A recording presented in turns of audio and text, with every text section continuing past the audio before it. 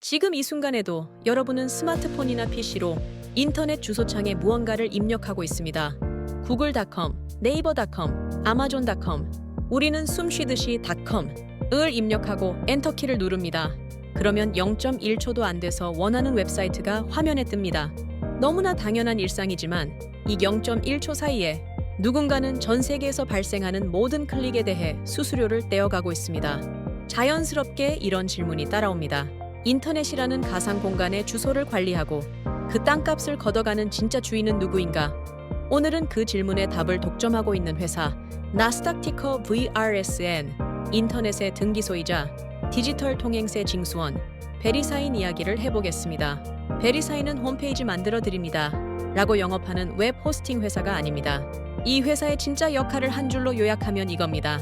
전 세계 인터넷의 근간인 com과 넷 도메인을 관리하고 접속할 때마다 통행료를 받는 인터넷의 톨게이트. 우리가 고데디나 가비아 같은 곳에서 도메인을 살 때 내는 돈의 일부는 어김없이 베리사인의 주머니로 들어갑니다. 도매상인 베리사인이 닷컴이라는 물건을 독점 공급하고 소매상들이 그걸 떼다가 우리에게 파는 구조죠.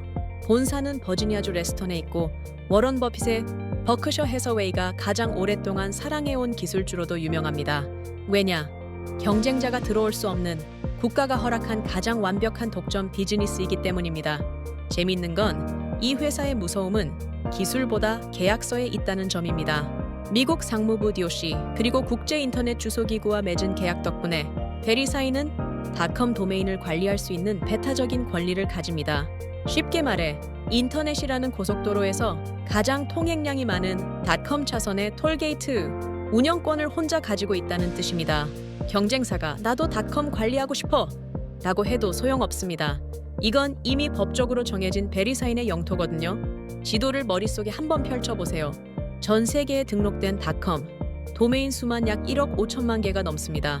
넷 포함시 약 1억 7천만 개, 이 1억 개가 넘는 사이트들이 살아있으려면 매년 꼬박꼬박 베리사인에게 갱신료를 내야 합니다.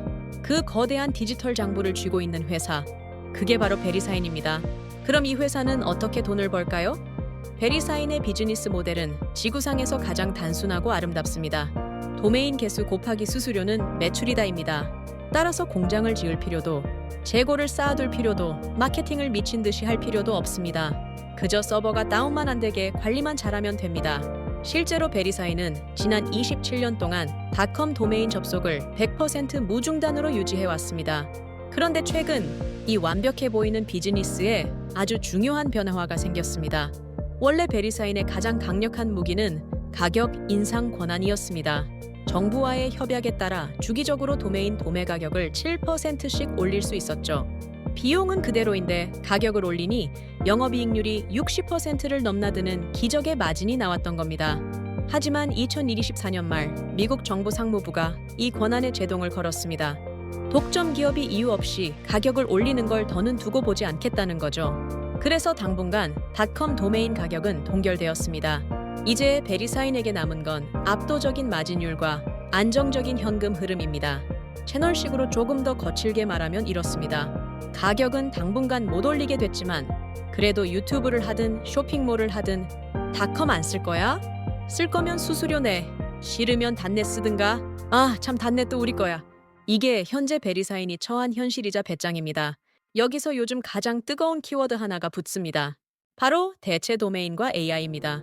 최근 인공지능 붐이 일면서 I 도메인이 뜨고 있고 스타트업들은 이오나 XYZ를 쓰기도 합니다. 사람들은 묻습니다. 이제 닷컴의 시대는 가고 새로운 도메인이 대세가 되는 거 아냐? 하지만 베리사인은 여유롭습니다. 결국 신뢰가 필요한 기업, 스팸 사이트 취급받기 싫은 기업은 돌고 돌아 닷컴으로 온다. 실제로 닷컴 도메인의 갱신율 리뉴얼 레이트는 70% 중반대로 매우 견고합니다. 여기서 첫 번째로 여러분의 생각을 한번 같이 모아보고 싶습니다. 과연 10년 뒤에도 닷컴이 인터넷 주소의 제왕으로 남아있을까요? 아니면 AI 같은 신규 도메인의 자리를 내줄까요? 닷컴은 인터넷의 강남 땅이다. 영원하다. 아니다. 세대가 바뀌면 닷컴도 촌스러워질 것이다. 이렇게 한 줄 의견도 좋습니다. 나중에 웹 3.0 시대가 왔을 때 오늘 댓글을 보며 누구의 예상이 맞았는지 체크해보죠. 이제 최근 성적표도 한번 짚고 갈게요. 최근 실적을 보면 폭발적인 성장은 없지만 지루할 정도로 꾸준한 모습을 보여줍니다. 경기 침체로 인해 도메인 등록 건수가 살짝 줄어들거나 정체되는 모습을 보이고 있고, 앞서 말한 가격 인상 제한 이슈로 인해 주가는 조정을 받기도 했습니다.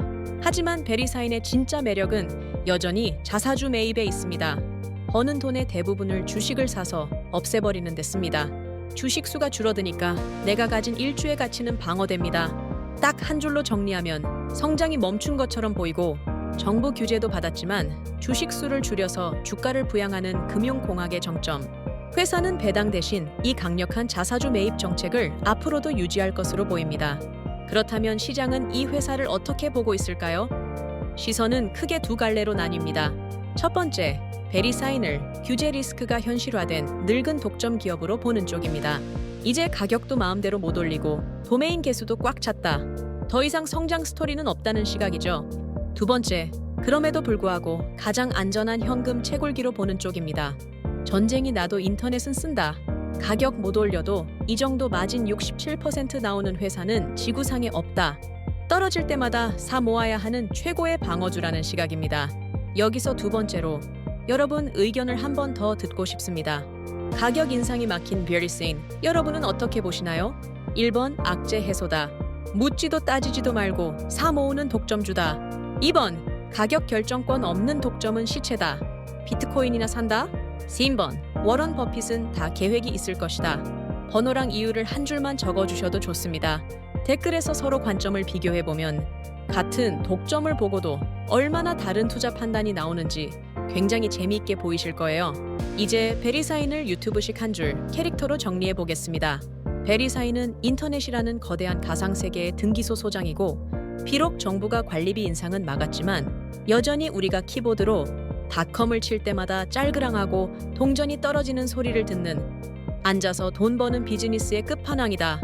이 관점을 머릿속에 두고 도메인 소매상인 고데디나 웹사이트 제작 툴인 윅스, 스퀘어스페이스 같은 회사들을 함께 비교해보면 인터넷 생태계의 먹이사슬 꼭대기에 누가 앉아 있는지 훨씬 또렷하게 보일 겁니다.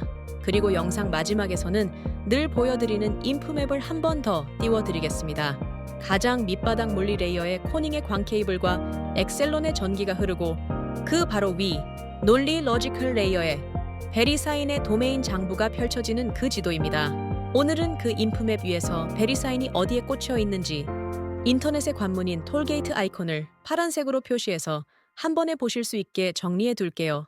필요하신 분들은 영상 말미에서 인프맵 장면을 캡처해 두셨다가 다음에 인터넷 서핑을 하다가 연결할 수 없음 화면이 뜰 때, 아, 베리사인 서버는 살아있을 텐데 내 인터넷이 문제네 하고 떠올려 보시면 단일 종목이 아니라 네트워크의 구조가 보이기 시작할 겁니다. 마지막으로 한 가지 더 부탁드리고 싶습니다. 인프맵에서 다음에 깊게 파줬으면 하는 회사가 있다면 댓글에 한 곳만 적어주세요. 예를 들면 데이터 센터 리츠 에퀴닉스랑 비교해줘. 클라우드 보안 업체 크라우드 스트라이크는 어떤가? 결제 비자랑 마스터도 독점 아닌가? 이런 식으로 편하게 남겨주시면 됩니다. 댓글에서 많이 언급되는 회사 위주로 인프맵 세계관을 이어갈 다음 편들을 차근차근 준비해 보겠습니다. 이 채널은 주가 차트가 아니라 도메인, IP, 그리고 디지털 영토라는 보이지 않는 자산을 지도로 같이 걸어가는 채널입니다. 구독과 좋아요, 알림 설정이 그 지도 위를 같이 걸어가는 티켓이 될 거고요. 저는 그 티켓 들고 다음 경이로운 인프라 지점으로 또 넘어가 보겠습니다.